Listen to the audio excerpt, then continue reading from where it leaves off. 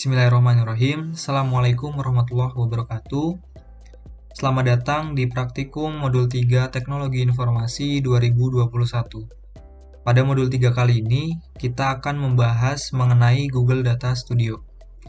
Tujuan diadakannya praktikum ini, diharapkan praktikan dapat mengetahui serta memahami apa itu visualisasi data menggunakan Google Data Studio. Kemudian dapat mengetahui fitur-fitur yang digunakan dalam Google Data Studio, serta mengaplikasikan Google Data Studio. Kemudian di sini ada visualisasi data. Menurut Michael Friendly, menyatakan bahwa visualisasi data adalah ilmu representasi visual data.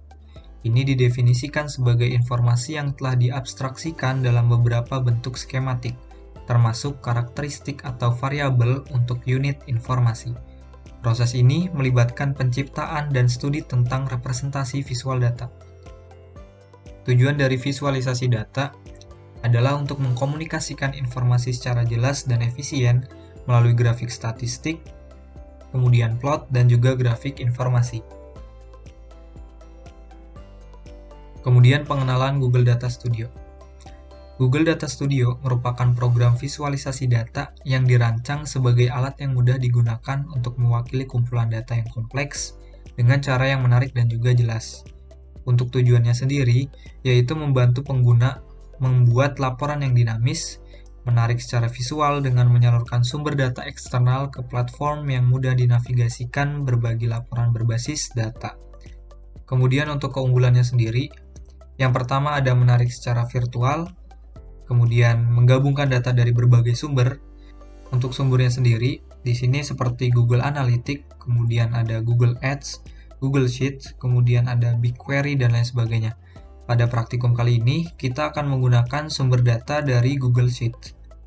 Kemudian keunggulan selanjutnya, yaitu mendapatkan perbaruan secara real-time, kemudian memungkinkan pengembangan dan penyebaran yang cepat, gratis, dan scalable. Kemudian untuk fitur-fitur Google Data Studio ini, pada Add a Chart ada berbagai macam ya. Di sini ada tabel, scorecard, kemudian ada time series, bar, pie chart, Google Maps, GeoChart, dan lain sebagainya. Jadi untuk fitur-fitur Google Data Studio ini digunakan tergantung dengan data yang ada atau data yang disajikan. Pada praktikum kali ini kita tidak menggunakan semua fitur yang ada pada Google Data Studio karena disesuaikan dengan data yang disajikan. Terima kasih, mungkin cukup sekian penjelasan dari modul 3 mengenai Google Data Studio, dilanjutkan dengan implementasi.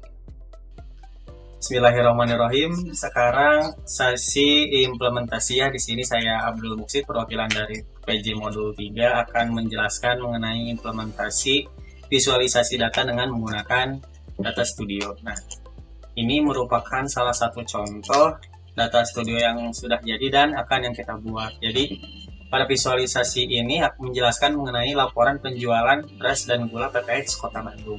Nah, data ini berasal dari data yang kemarin modul 1, namun ada sedikit data yang ditambahkan. Nah, pada visualisasi ini, kita akan memvisualisasikannya seperti rekap jumlah gulanya berapa, pemasukannya berapa, hingga keuntungannya berapa. Kemudian beberapa pertimbangan seperti keuntungan berdasarkan daerah. Kemudian di sini kita bisa melihat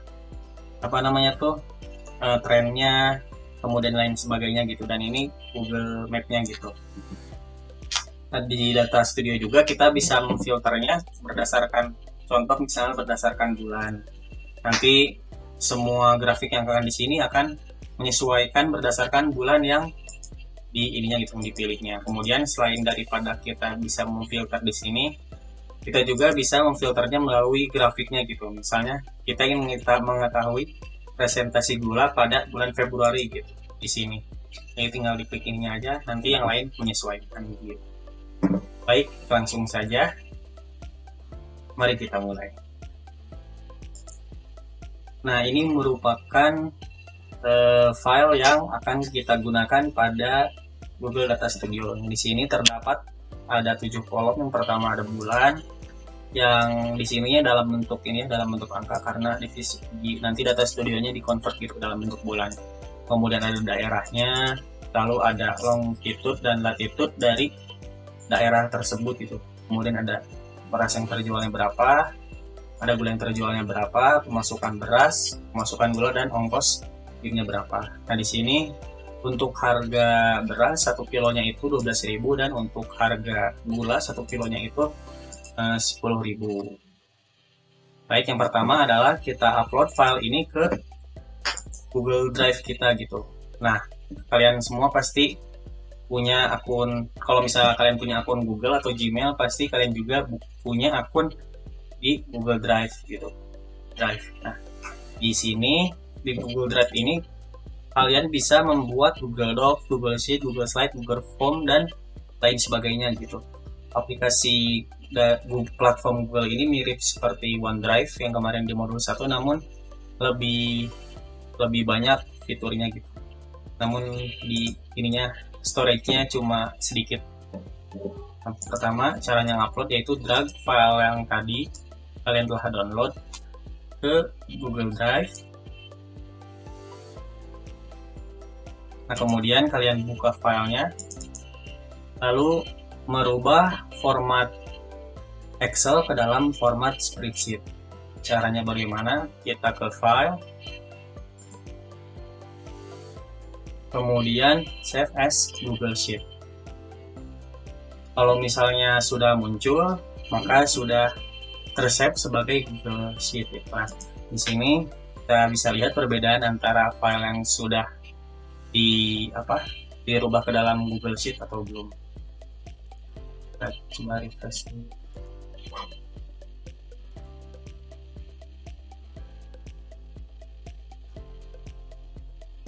Nah, ini merupakan perbedaan antara file yang Excel dan file yang spreadsheet itu. Kalau misalnya file yang masih dari Excel, ini tandanya X. Kalau misalnya spreadsheet, tandanya plus seperti ini. Lalu kita buka Data Studio-nya.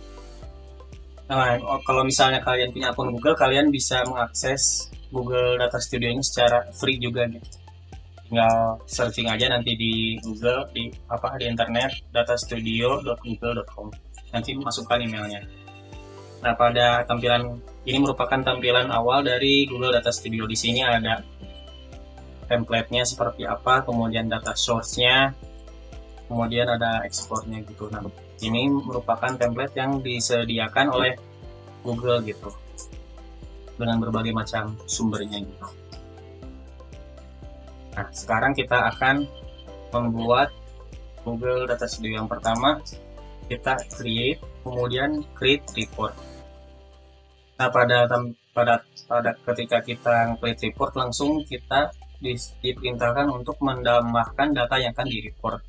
Nah, di sini terdapat banyak sekali konektor yang menghubungkan ke Google Data Studio. Ada 477 konektor dan dari Google sendiri ada 19 konektor. Yang pertama, karena kita tadi telah diupload ke Google Drive dan dirubah ke dalam spreadsheet, maka kita memilih yang spreadsheet.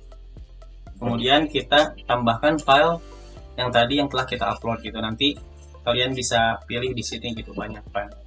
Kemudian kita pilih yang sheet 1 karena tadi filenya ada di yang sheet yang pertama. Kemudian add to report.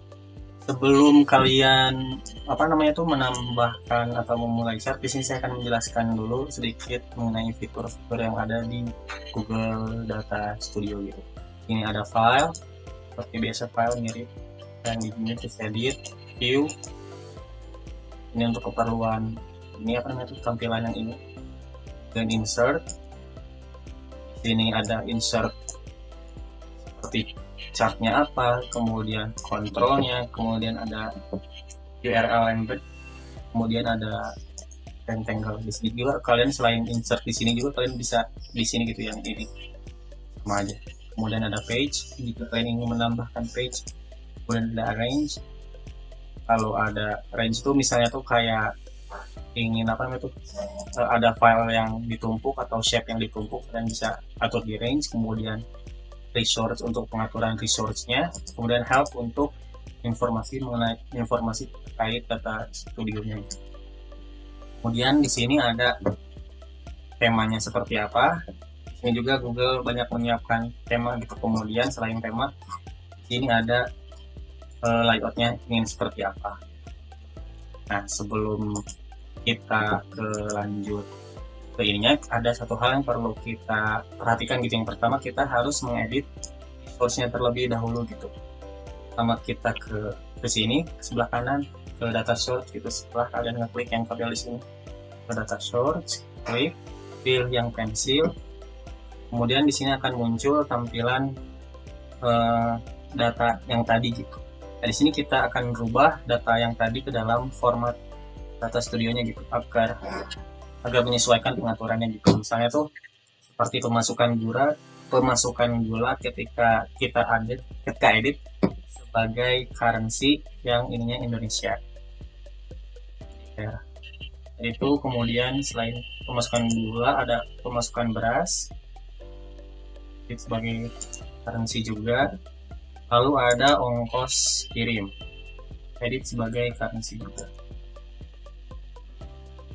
Nah, itu ada longitude dan latitude. Di sini kita edit sebagai geo. Di sininya pilih yang latitude dan longitude.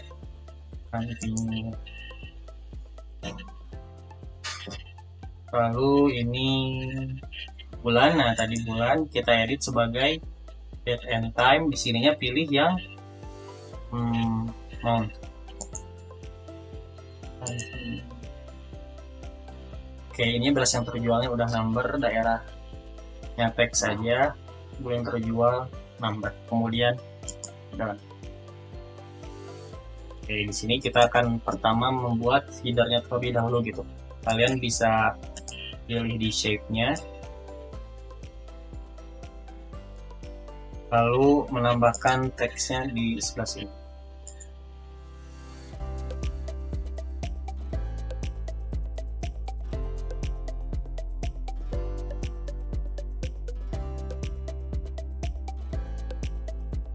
Kemudian setelah kalian menambahkan teks, kalian menambahkan kontrolnya terlebih dahulu, kontrol atau filternya gitu. Filternya di mana? Ini di sini. Add to control, pilih yang drop down list. Kalian di sebelah kanan. Nah, di sini biasanya kalau misalnya kita ngeklik suatu kontrol atau chart, kadang Google udah otomatis menyediakannya gitu. Misalnya tadi contoh saya mengklik kontrol, langsung disarankan untuk mengkontrol yang daerahnya. Dan kita pilih satu lagi, kontrol yang satunya lagi, yaitu kontrol yang bulan. Nah, caranya merubahnya bagaimana? Klik di sininya dan kalian pilih bulan. Ini harus klik. Nah, selain daripada drop down list, kalian juga bisa ada fixed size list, ada input box, kemudian slider, ada text box. Kalian pilih aja sesuai yang kalian ingin. Setelah itu, setelah kontrolnya dibuat, kita akan menambahkan fitur ini gitu, scorecard. Scorecard ini yang seperti tadi gitu, yang kayak jumlah berasnya berapa, pemasukannya berapa gitu. Pertama kita masukkan dulu sebelah sini. Nah, di sini kita akan menambahkan scorecard beras, jumlah beras yang terjualnya. Nah, ini untuk metrik ini merupakan value atau isi atau sumber dari data yang ini gitu, metrik. Nah, ini juga kita bisa atur stylenya atau gayanya seperti apa gitu. Misalnya ingin merubah warna, kemudian label dan lain sebagainya, kalian pilih di style. Setelah itu kita tambahkan lagi yang lainnya gitu.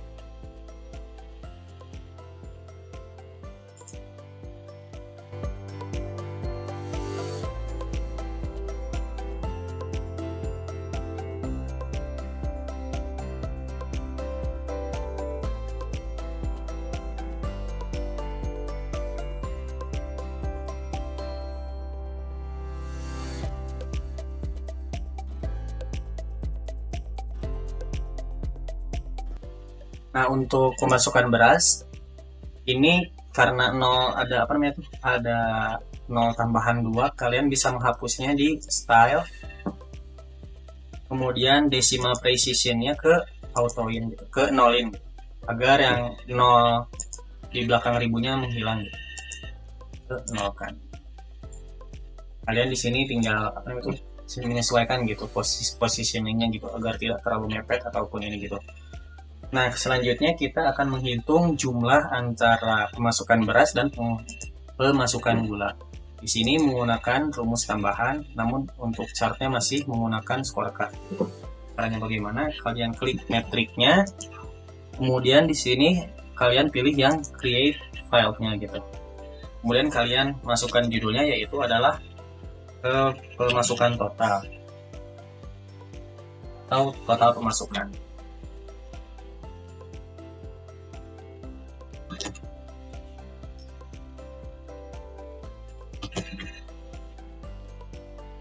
Nah, di sini kalian menambahkan rumus seperti halnya pada Excel. Pertama kita akan menambahkan jumlah dari apa? Jumlah dari pemasukan beras tambah jumlah itu sum ya. Jumlah dari pemasukan gula. Nah, di sini kalian edit sebagai currency. Jangan lupa. Currency itu Indonesia itu IDR. Kalian langsung apply. Nah, nanti kalian akan otomatis jumlah dari pemasukan beras dan pemasukan gula adalah total pemasukan di sini. Jangan lupa tadi stylenya di decimal precision-nya di nol. Kemudian yang terakhir adalah total keuntungan.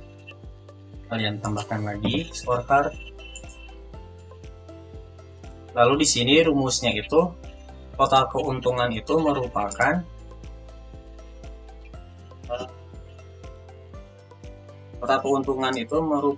total pemasukan. Kalau misalnya nggak bisa, kita dalam kurung dari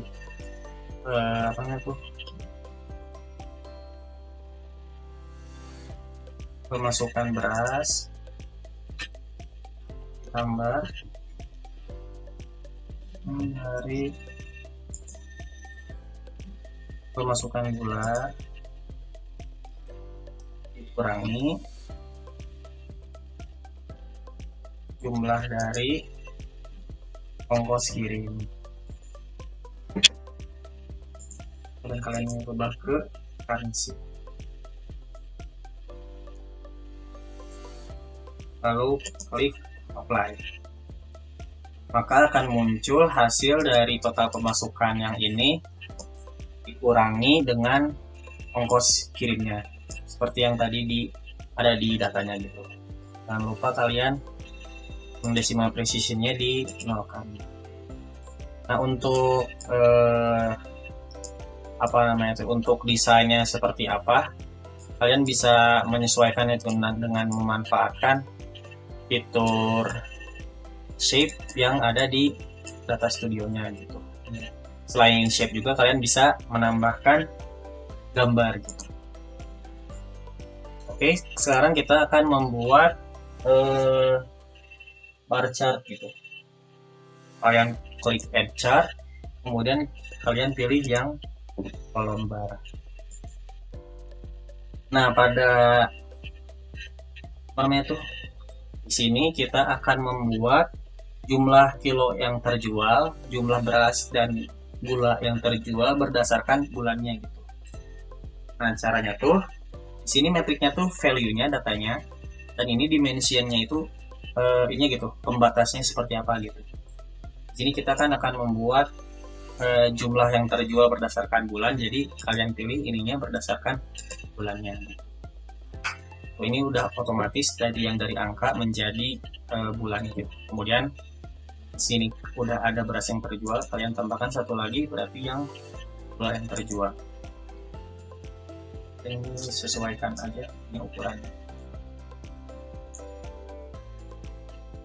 Nah, di sini juga kita bisa menambahkan value-nya berapa. Untuk memunculkannya kalian pilih ke style, lalu ininya ini bisa menambahkan apa namanya tuh vital di axis-nya, ini bisa bulan tambahkan ini kan.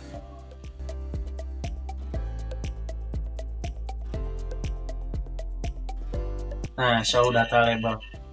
Nah, jadi untuk lebih presisi gitu data yang didapatnya berapa. Oke, setelah ini hapus saja. Setelah jumlah kilo berdasarkan daerah, kita akan menambahkan jumlah yang terjual, namun berdasarkan setelah menambahkan jumlah yang terjual berdasarkan bulan, di sini kita akan menambahkan berdasarkan daerahnya gitu. Di sini kalian bisa menggunakan fitur copy paste saja dari grafik yang telah dibuat. Nah, namun kita rubah directionnya yang asalnya apa namanya tuh vertikal menjadi horizontal. Sini kita tinggal merubah saja ininya gitu, bulannya menjadi daerah, maka otomatis akan berubah gitu. Kalian ini tinggal atur aja positioningnya agar estetikanya dapat ini. Oke. Nah, setelah itu kita akan membuat pie diagram atau diagram yang bulat.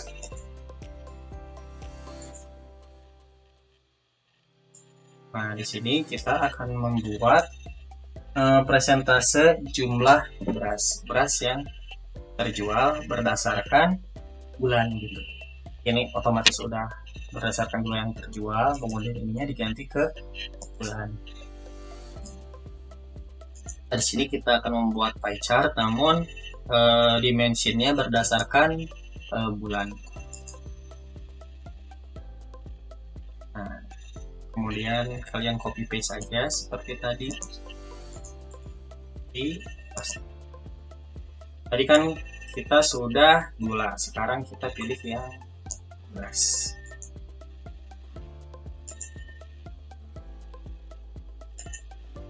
Kemudian kalian copy paste lagi presentase ongkos berdasar.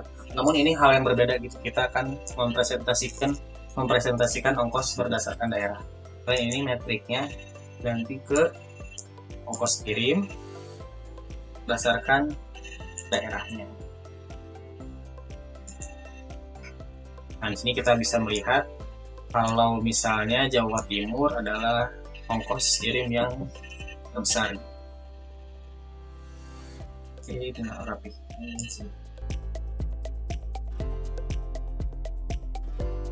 Nah, sekarang ketika kita telah beres menggunakan pie chart, kita di sini akan memilih yang area chart. Oh ya, di sini banyak sekali jenis ininya ya, jenis chartnya. Di sini ada table, ada scorecard, dan sebagainya gitu. Kalian bisa lihat di modul. Namun jika kalian memilih selain daripada ini, kalian bisa pilih yang di sebelah kanannya gitu. Di sini ada kayak lambang shape gitu. Nah, di sini kalian klik explore more. Dan di sini banyak sekali jenis visualisasi datanya gitu, selain daripada yang disediakan. Dan namun menyesuaikan kembali terkait dengan data kalian gitu, apakah data kalian mendukung atau tidak gitu. Di sini juga ada kayak candlestick, kemudian ada heat map, ada customer review, dan lain sebagainya. Ini kalian tetap visualisasi jenis apapun harus sesuai dengan data yang kalian punya. Oke, sekarang kita pilih yang area chart. Nah, area chartnya kalian pilih yang ini di sebelah kanan. Kalian klik. Nah, kalian di sini untuk dimensionnya bulan, dimensionnya itu yang di bawahnya, kemudian breakdown dimensionnya itu daerah. Untuk value-nya, nah di sini beras yang terjualnya diganti ke pemasukan beras. Nah, di sini kan datanya itu dari Januari sampai November ya. Nah, kalian bagaimana cara merubah sampai sesuai data kalian? Kalian ke style, kemudian pada x-axis-nya dirubah hingga range by datanya gitu. Ini sudah jadi. keuntungan pemasukan beras. Nah, sekarang kita masukkan lagi chartnya. Sekarang kita pilih yang time series atau yang lainnya juga, yaitu line chart. Di sini kalian menambahkan dimensinya itu bulan, dan sini kalian tambahkan breakdown dimensinya yaitu berdasarkan daerah. Dan sini tadi kan pemasukan tadi itu kan pemasukan beras. Sekarang kita pilih pemasukan gula.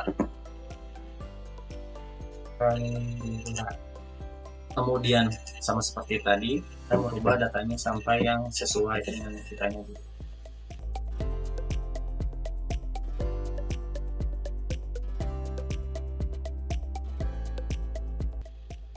Range-nya dirubah menjadi range file.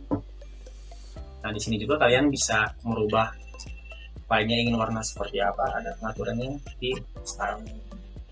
Kalau yang terakhir, kita akan menambahkan fungsi map-nya gitu. Yang kalian pilih yang bubble map, yang klik yang sebelah kanan. Lalu ininya udah otomatis berdasarkan longitude dan latitude. Kalian bisa merubah style mapnya di sini sesuai yang diinginkan.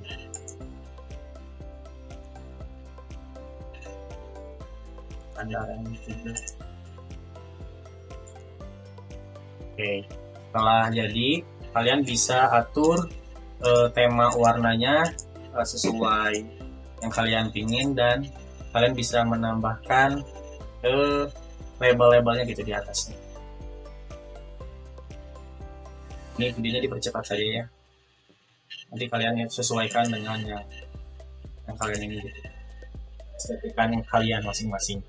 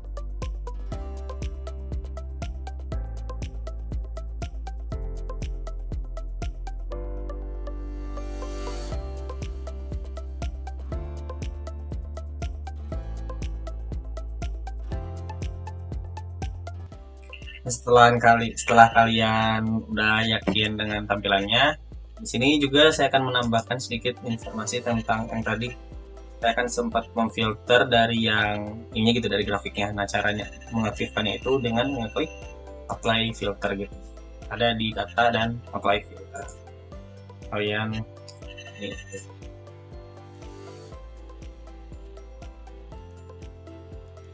biar semuanya bisa ke filter gitu otomatis.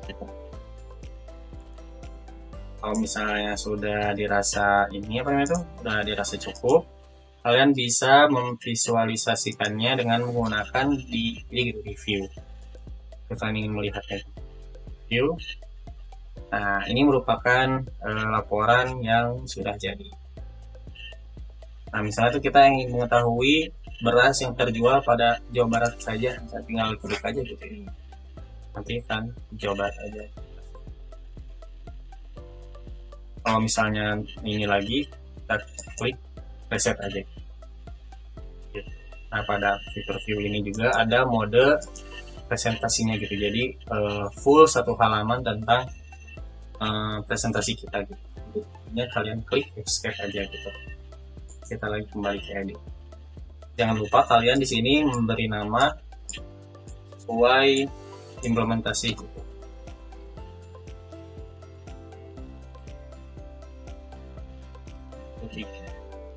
Nah, untuk pengumpulannya kalian dikumpulkan dengan cara kalian klik share. Nah, di sini kalian klik manage access, lalu di sininya kalian pilih anyone with link can view gitu. Nanti kalian copy, kemudian share ke nanti di link yang telah disediakan gitu. Kemudian langsung aja klik save. Nah, di file ini juga kalian bisa mendownload filenya gitu, mendownload as PDF. Lalu download. Nah, nanti hasilnya seperti apa? Ditunggu dulu aja downloadnya gitu. Nah, di sini juga kalian kalau misalnya ada ini gitu, kalian sempat ngedit tapi lupa di undo gitu. Nah, kalian bisa di sini aja gitu, klik di sini ada history pinnya gitu. Misalnya contoh kita pilih yang ini gitu, nanti akan otomatis versinya yang sesuai yang jam ini gitu. Nah, di jam ini kan saya masih kosong gitu, belum apa-apa. Nanti pilih aja di restore to this version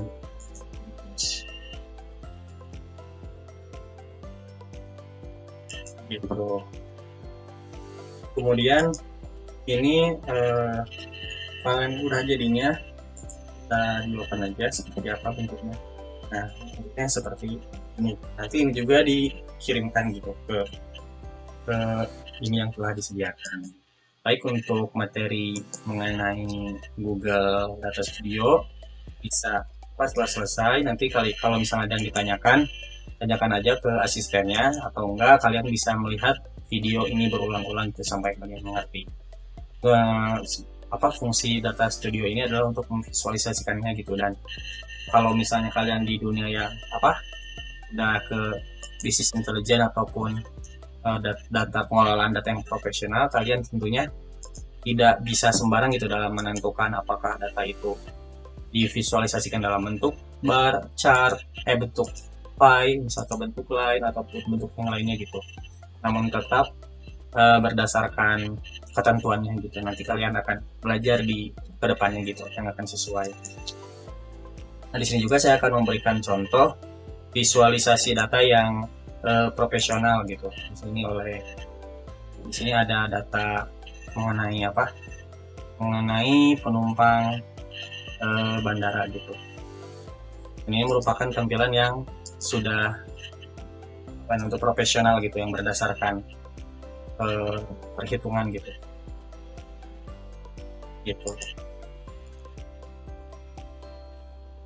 Ini untuk yang ini.